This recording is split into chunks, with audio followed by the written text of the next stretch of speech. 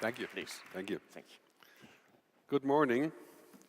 It's a great pleasure to be here. So, sounds a bit like a cathedral here, like in a church. You know, I feel like I have to preach now, but maybe I'll get to that point. So interesting, you know, a year ago I was joking that it's very easy to predict the future because all you have to do is take an old business and then put smart in front of it, right?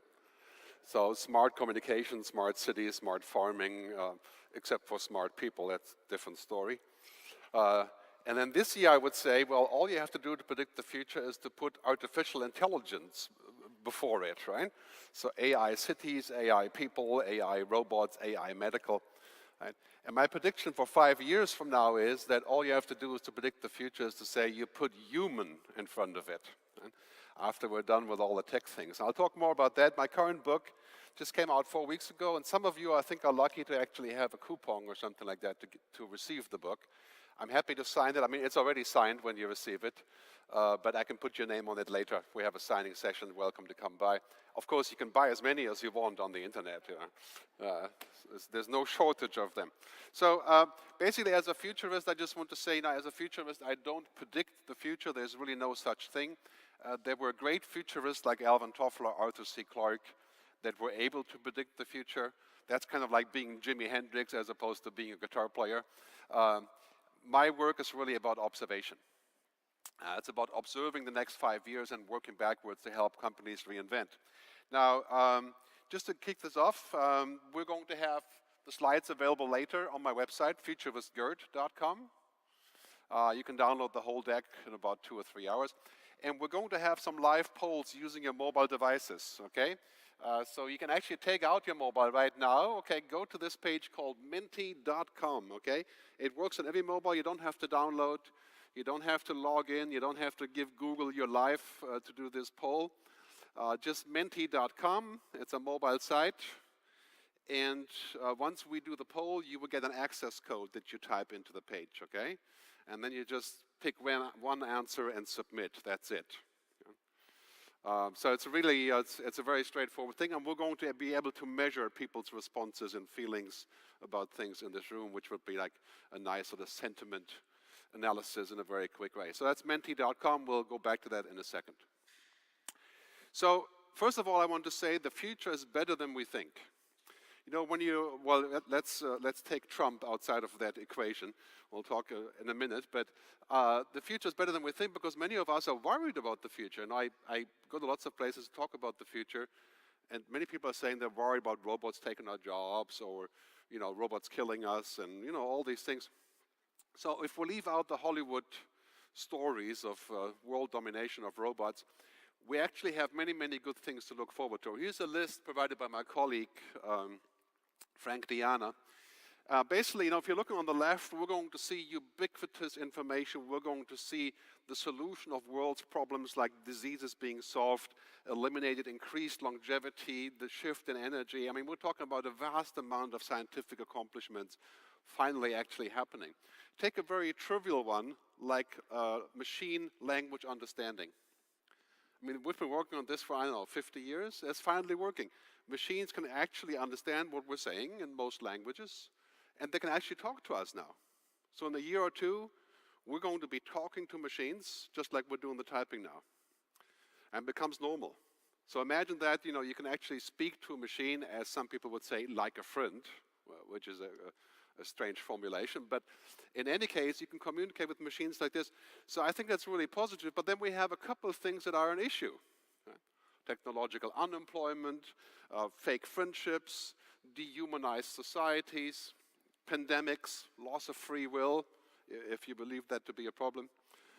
So there's a few things around us that worry us about the future. Right now, I would say it's roughly 90% positive, 10% troublesome. I don't know if you agree, but I think what we need to do is we need to make sure that technology remains a solid human benefit. A purpose is the benefit of people. And we have to make sure that 10% of issues don't grow to be 50%. That could be a problem, especially, for example, unemployment and application, automation, censorship, surveillance. We need some common sense for this, because as you know, technology is morally neutral until we apply it. William Gibson, science fiction author, said this is very important. Everything you're doing here in the SmartPort, the smart city, and the smart whatever, right, needs to be weighed against that benefit. And of course, this is all, of course, the world used to be a much better place before Trump came around. So I may have to adjust this to be 1090 when he comes to power, but we'll talk about that in January. Very important to realize as a futurist, I talk about this all the time, the future is not just an extension of the present. In fact, it used to be. We used to be able to say, well, we did this in the past, and now in the future we're going to do that, and just make a little bit better. Like the car companies.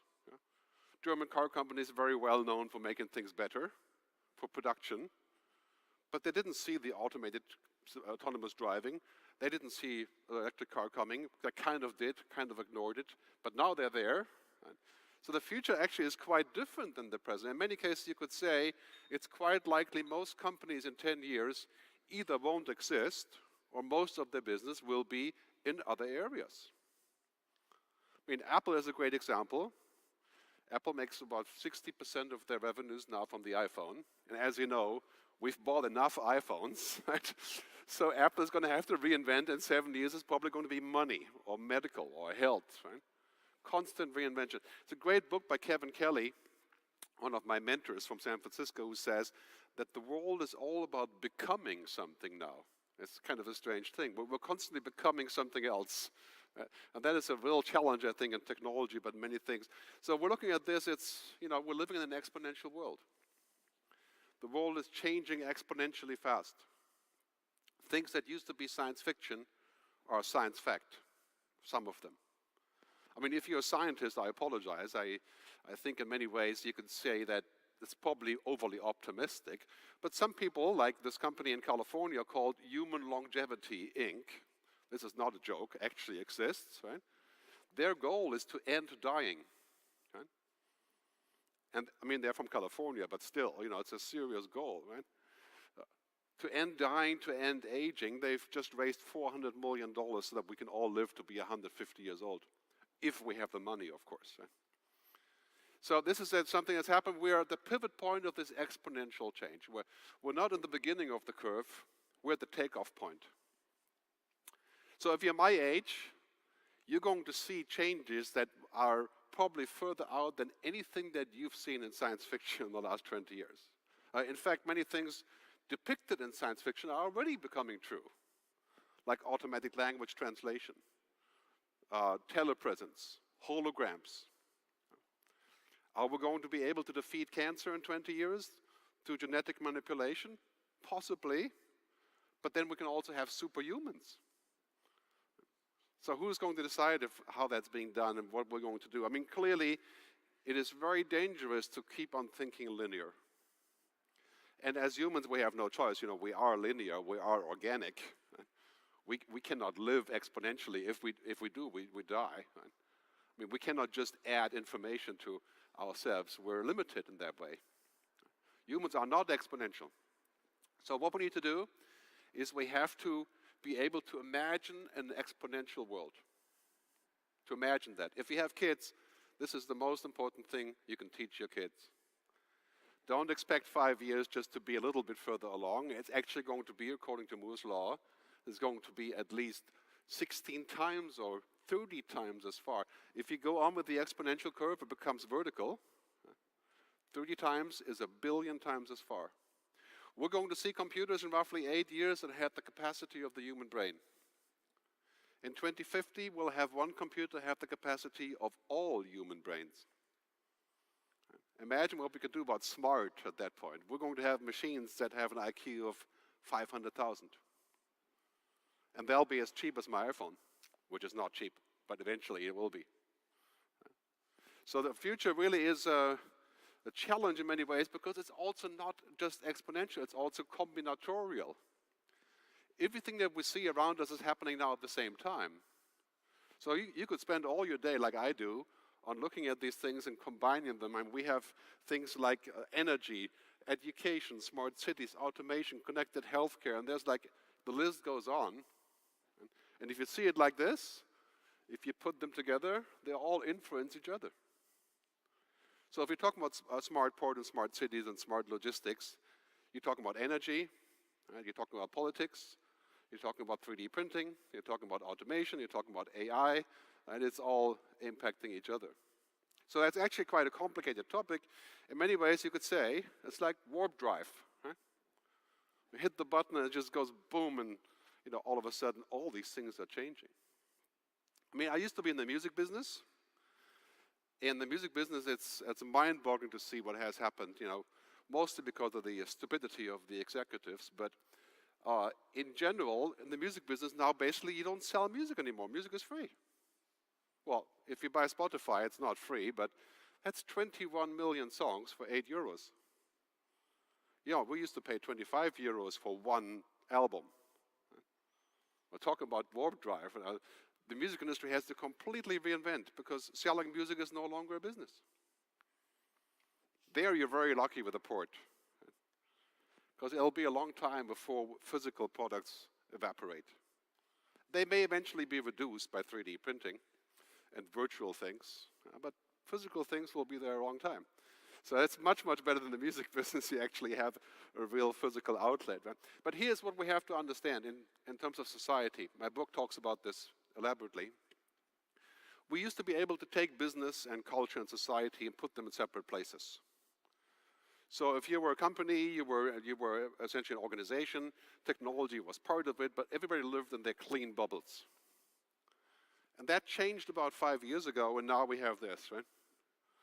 Now we're living in a world where everything that you do has societal consequences, changes people's behavior, has impact on politics, right? It's completely all one thing.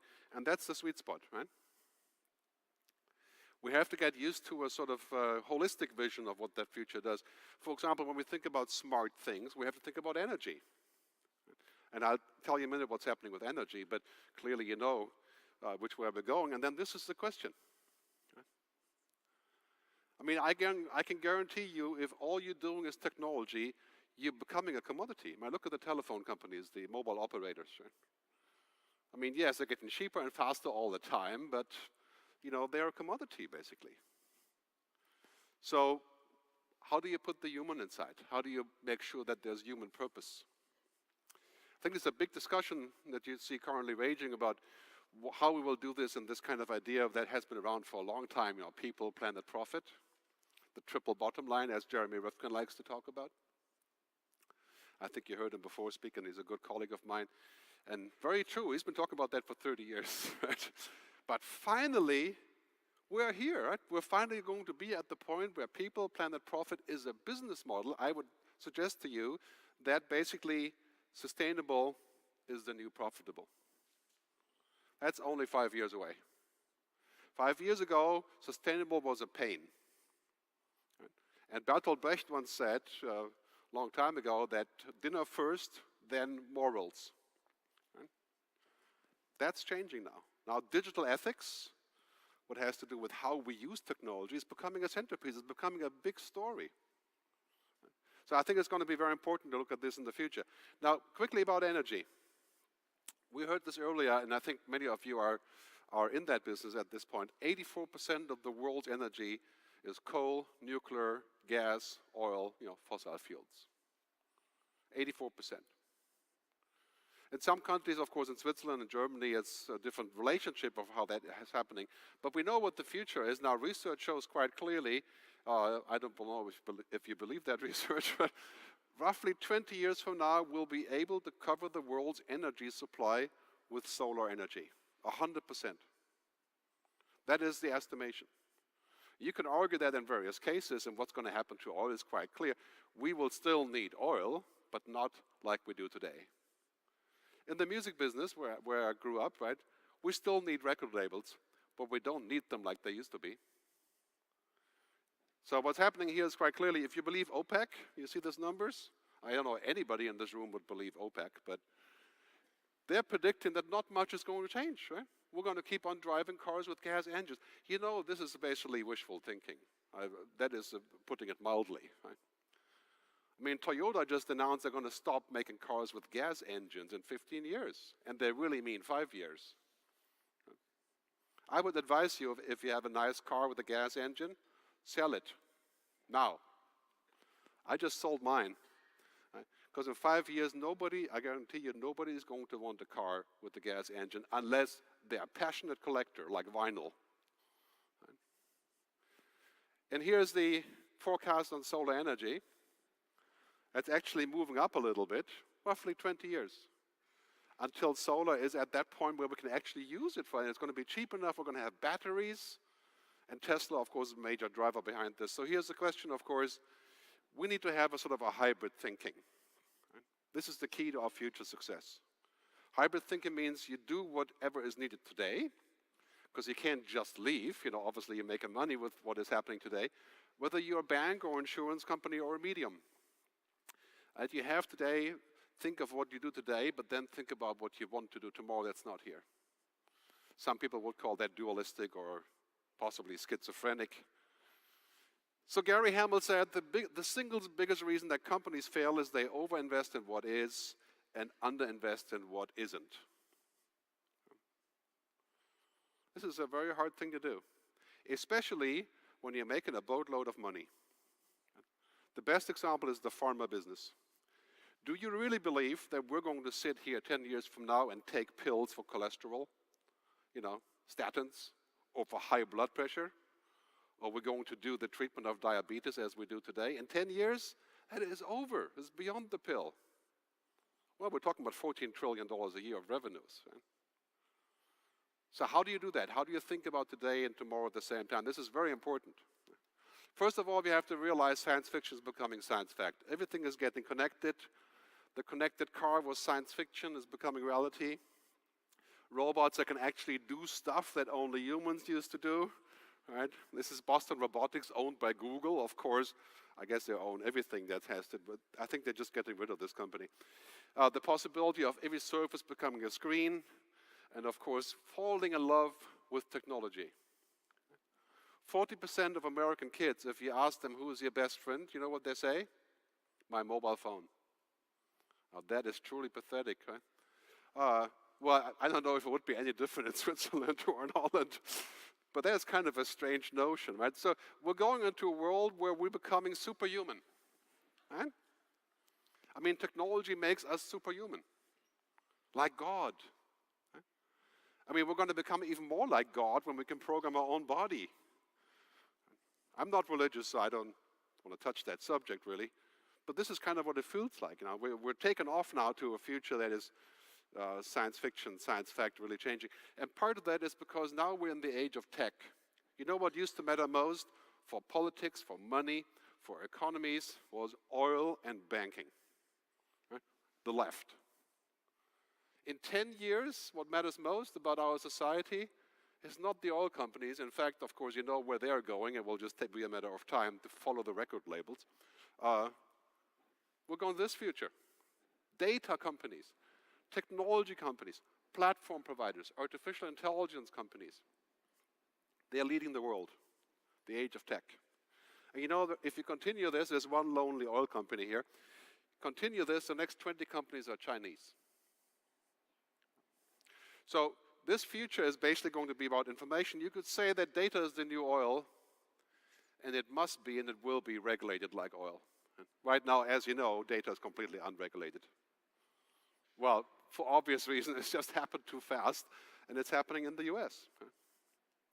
So that will change tremendously. I think that we're going to see this. So technology is rapidly changing what we think of as normal. Research shows that if we had Uber cars in New York, roughly 9,000 autonomous cars, we could just have Uber and not have any regular cabs in terms of the economics, and would still be cheaper. Whether we would want that, I doubt it, because they're also becoming a bit of a monopoly, or they're definitely not good for drivers. Right? But this is basically reality that we're looking at. What is normal today will not be normal tomorrow. And that we have to imagine where this can go.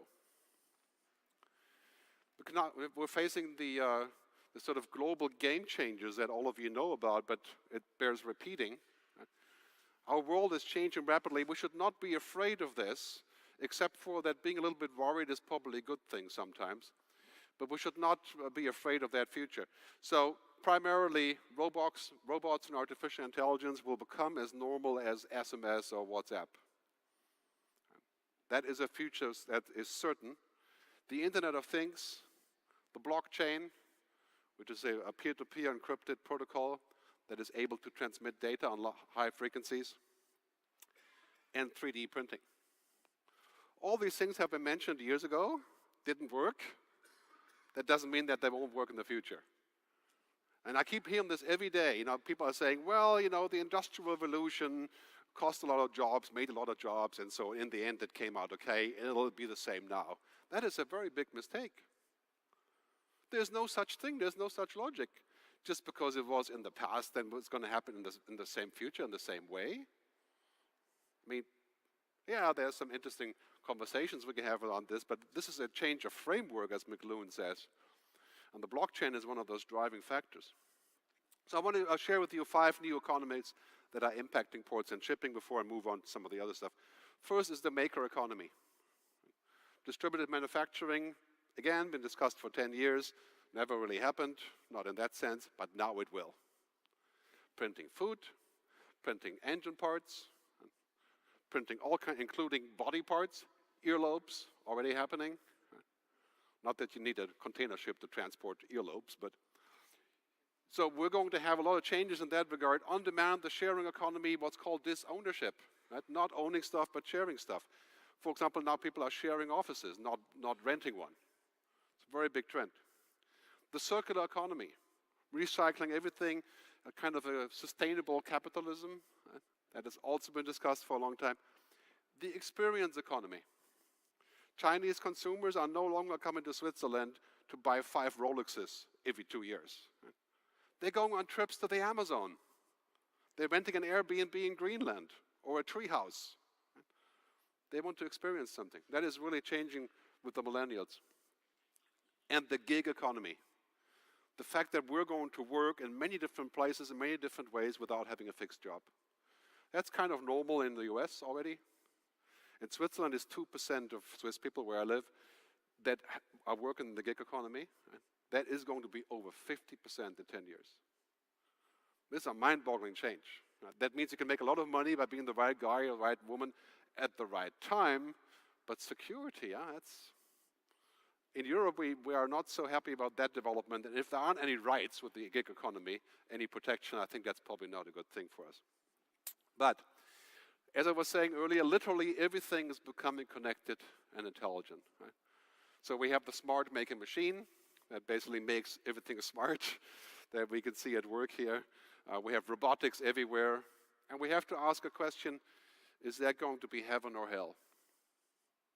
Well, if you're in the business of selling those smart making machines, of course it would be heaven. Right? But there are some other side effects that we need to think about. I call this hellven, hell and heaven. If you're on Twitter, you can check out the hashtag hellven.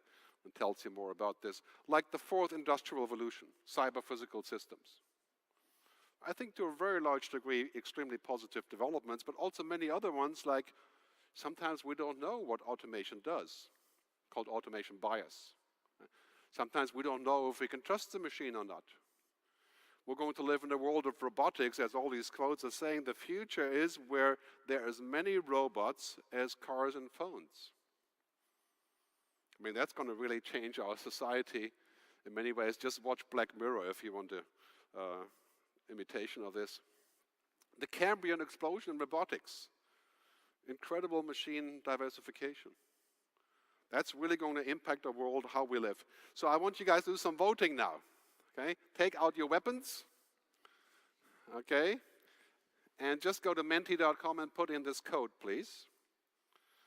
And I can see if I can get the live result cooking here. I hope the internet is still working.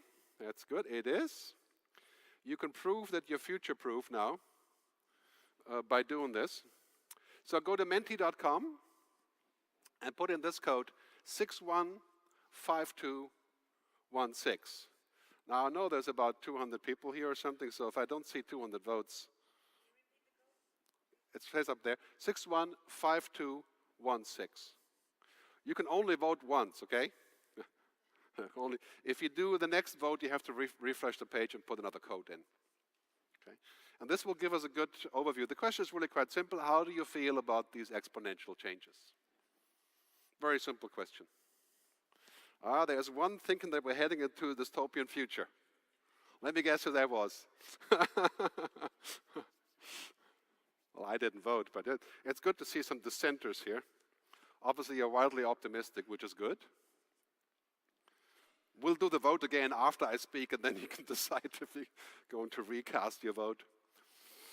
Okay, of course, the answers I've given you are already kind of a tilted focus group, but it's still interesting to see that we have a vastly positive view on the future. I like that. I'd love to hear the answers from the people who think it's mostly trouble.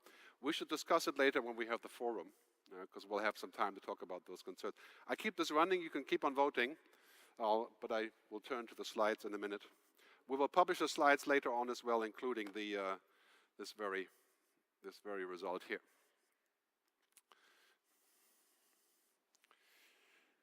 So in this giant brain that's being formed, basically all of the technology companies around us are forming giant global brains, putting all the information in a central place. And in fact, you could say what is happening is that technology is creating a copy of us in the sky. So Facebook is making a copy of me. Facebook has roughly 25, 30 million records on each of us. And so is Google, and so is everybody else that has a chance to do so. And I call this the mega shifts. There's about 10 of them. They're actually laid out in my book pretty well. But the mega shifts are impacting all of our future. And I would say if you look at these, you can have your pick and say, how is that going to impact smart ports and shipping and logistics? Clearly, in many cases, quite positive, and in other cases, quite scary. For example, anything that can be automated will be automated. That's the law of digital Darwinism. I mean, look what happened to the music business. The record labels refused, and they sued 285,000 people for submission to buy CDs and to keep on spending, but now music is digital, it's in the cloud. Right? So the future quite clearly shows what's happening here is, I think the convergence of man and machine, if you go back to those words here, that all points in the same direction, the convergence of man and machine is years away, not decades. So if you think that you won't be touched because you're too old, you're mistaken. In 5 years, we're going to be at that point where technology can do things that we thought of as unbelievable, implausible. And I would still submit that's mostly positive if we find a way to navigate those waters, if we actually think about this. I mean, the dramatic datafication of shipping and ports and logistics is inevitable. If you refuse that, you won't be in business. So what you have to figure out is how do we create values? What is the social contract around this process? Well, this is an important question. When you're talking about the future of humanity, is what is the social contract and what are our ethics? Right? Because it's quite clear technology doesn't have ethics, and neither should it. Do we want a robot to have ethics? Do we want a computer to understand feelings or actually feel? We don't need that. A computer that can think, like a computer, is plenty useful. Like cognitive computing, artificial intelligence, they don't have to be like us. Let them think like they think. That's just fine, because they're tools, right? Technology is a tool. It's not a purpose. Another person is a relationship or a purpose, right? It's not, my wife isn't a tool, like my computer is a tool. Right? Let's not confuse the two. We ultimately have an issue of ethics that we have to decide where it's going. Again, the hell-then scenario. Right? Thinking about things like ethics, stewardship, responsibility, collaboration. So hyper-technology will drive us to the place where we have to think, for example, about security. I mean, we're going to be so deeply connected, like 1,000x of today, security becomes a major issue. Not just security in a technical sense, but also in a political sense. Standards, rules, collaboration.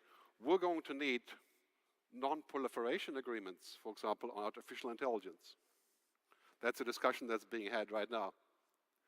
So we need some stewardship, and I think many of us will be involved in that process, because once everything is connected, we have to figure out, are you on team human or are you on team robot? Okay. And the answer is simple. Sometimes you're going to be on team robot because that's the nature of work, right? I mean, clearly every large company in the world wants to fire as many people as possible because that's how you increase the margin. That's what automation does. That's what makes it efficient. Right? So sometimes we are on Team Robot, but in general we have to think about what is the purpose of what we're doing. Does it provide human happiness or flourishing, you could say? And so what's happening right now, we can clearly see already we're moving into this world of where technology is merging with humanity. And as the CEO of Google said, we're moving from mobile to artificial intelligence. Google will no longer be a search company. They will be a company searching inside my brain, literally. Well, they're already doing that. Right? That's not necessarily a bad thing, but there's lots of responsibility that comes with this shift. Imagine a thinking machine with an IQ of 50,000. What would that do to shipping? You could feed the entire 50 years of data into this machine, like 1 trillion data sets. And all of the predictions of currencies and fossil fuels and consumption, and it would come out and would say, if you do the following, you can save 40% of expenses. Currently, you can't really do that. It's utterly complicated. Right? But the future will hold this. Right? Machines that can do this in an eerie way.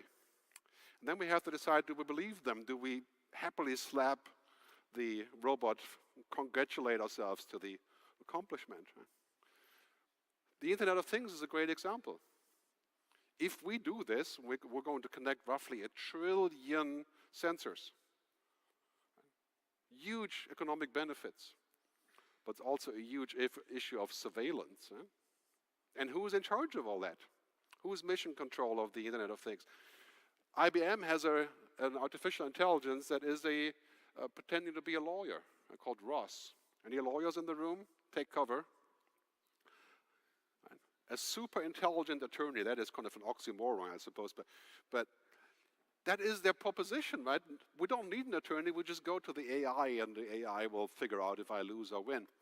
My colleague Paul Saffo likes to say, let's not confuse a clear view with a short distance. Right? Many of these things will happen, but they're not quite here yet. And we have to observe and also be careful about this, because this huge premise or promise that machines can learn, I think it's extremely powerful. If we don't understand how that works, we may be missing the boat. But if we believe it too much, and we talk about cognitive shipping, as some people have, and sentient ports, ports that can think.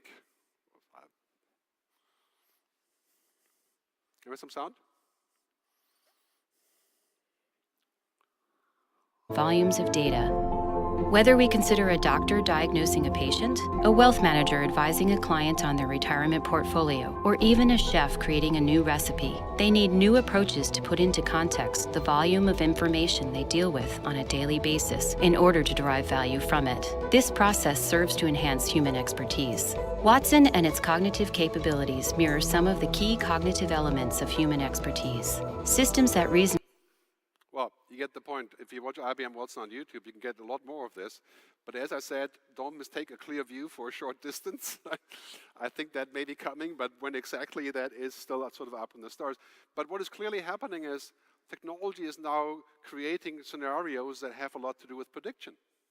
Predictive analytics. I mean, these topics are vast for your industry. Logistics and prediction. Well, there are some reports saying that we could save 40% of logistic costs if we were able to predict and connect everything. And that would be very hard to do with equipment that's 50 years old, obviously. Right? So a lot of those things, we're going to leave this out because I won't have enough time on this, but I want to move to the final slide. So anything that can be digitized or automated will be. That is good news and bad news. Bookkeepers, checkout in the supermarket, some truck drivers, probably pilots. We should talk to Lufthansa about this today. So all these things will be clearly, for example, call centers. There's roughly 74 million people working in call centers. They will be 98% automated because call centers are not, human emotion isn't a big qualifying factor of call centers, right? So the reverse is also true, and that's good news for us. Right? Anything that cannot be automated or digitized becomes extremely valuable. Now ask yourself that question, what cannot be digitized or automated? Well, there's 1,000 things, right? Everything that matters to us is very hard to automate. Right? Happiness cannot be automated. Trust cannot be automated.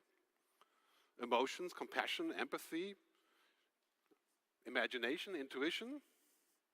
Yeah, you can probably mirror them or simulate them, but automate them, I think it's an important question. And then we have to ask the question, why are we doing all these things? And I keep hearing from our clients that this is the goal of everything is to be efficient. This is utterly wrong. That is what the CFO likes. Right? That is not the purpose of business, is to be efficient. The purpose of business is customer delight, happiness, right? Customer happiness, our happiness. If you pursue efficiency, that's a good goal because it makes money, obviously. But that's not the ultimate reason why we do smart things. If that was the case, we become a machine. Because imagine this, we are utterly inefficient. We lie, we make mistakes, we do stupid stuff, we have to sleep, we actually have to go to the bathroom. We are so inefficient as a machine that we wouldn't exist in a world that's about efficiency. So we have to think about where this is going, and we have to also be aware of this kind of idea that everything is a machine, right? This machine thinking. We have to use technology to achieve this, but ultimately we have to go beyond it. Otherwise, we end up in a place that has automation bias and what's called judgment erosion. Lots of incidents already all around us where humans think that machines can actually do this, and they really can't. Right? We have to be very careful about this. I think machines will be able to do a lot more things in the future. There's no doubt about that. But does it take us out of the picture? I don't believe it. This is a very important question, of course, for our own work. So the question really is, what should or what should not be automated? And the answer is, if you don't automate what can be automated, that could spell trouble, because you won't be competitive. But if you automate trivial stuff like this, human emotions, relationships, that's also a bad idea. For example, self-driving cars. There's nothing wrong with automating driving. Driving a car isn't a human right. It's something we did for 50 years and now it's over. Okay, so bad luck. You lose your fun of driving. It's not material. But partner selection or medical decisions about your kids, those are human things that we shouldn't automate. We shouldn't say that we're not going to have this child just because our DNA isn't a 100% clean match. I mean, those questions are really difficult questions, right? We're going to have to think about this, what we automate, what we do not automate. Because now we're heading into a world, some of you may have heard about the singularity. Right? That's the point in time when machines become as powerful as we are. In mechanical terms, that's 40 quadrillion calculations per second, roughly, that our brain does. So we're at this point now. Consider yourself lucky because you're at the takeoff point. You don't have to wait very long for that to happen. Some people say roughly 7 years, and then post-human society, right? Some people say. So basically, I would say, keeping humans in the loop is essential. And that may include some inefficiencies. Why would we not include human inefficiencies in a business model? Then we can take ourselves out. So a SmartPort, I think, would also consider this in the thinking machines, the cognitive computing. But in the end, machines don't think like we do. Because there's one tiny problem. Right? There's one tiny problem with this. As Daniel Kahneman likes to say, Nobel Prize-winning psychologist, we don't think with the brain. Cognition is embodied. We think with everything that we have. Right? It would be too simple if we just said, okay, we just have a machine doing that thinking for us. Let machines do the thinking that they are best at, which is a trillion facts and deciding what is likely to happen. And so that is enough. And that's going to really change our business. So basically, in this world, some people feel like we're already becoming useless humans. I don't know how you feel about this. I think what's really happening is we're moving up the food chain. All the work that's routine, we're going to give up. That's not bad news, except for if your job is routine. Of course, then it could be a problem. But we must also cherish the human things. So when you think about the SmartPort, what are people going to do? This is what we're going to talk about in the skills section later. and how we're going to actually get to this. I think this is a very important point. As Klaus Schwab said just a few months ago, we must put human beings at the center of the system. Create something that values in cultural evolution as well as an industrial one. So when you're talking about smart ports and smart cities, you're talking about a cultural evolution, not just a technology revolution. That's very important to keep in mind, I think, for us. The world really looks like this in the future. I call this algorithms and androrhythms, which are human things, converging. I think it's very important to realize where we are going with this, because once we reach peak efficiency, then it's actually important to become human again, and to have human purpose. So I'll summarize with a couple statements. Machines are for answers, humans are for questions. This is a very important realization. Let the machines do the answers for what they can actually answer, when they can answer, which is increasingly happening. We need to ask questions. Because asking questions is the hard part. We need to ask questions, for example, like IKEA says, we are hiring Wisayers. Right? This is a fantastic ad. Imagine that, most companies don't want Wisayers because they're a pain in the butt. Right?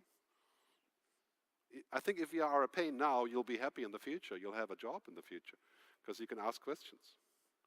In the US, they sometimes say, if your job can be described, a robot will take it.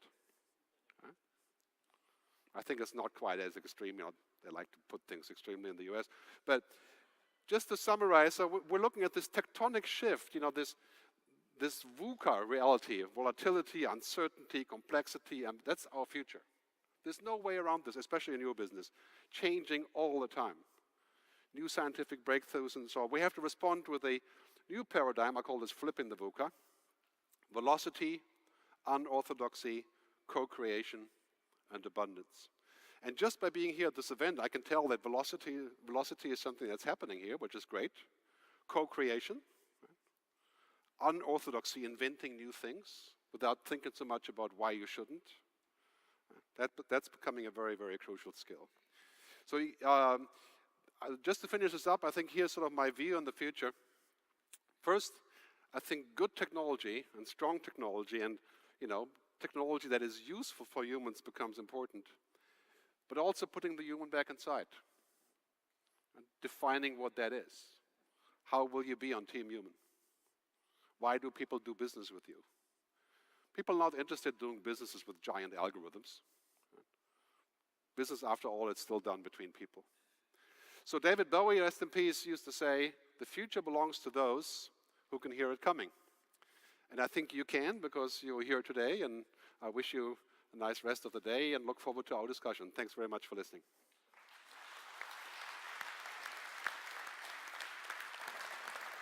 Thank you.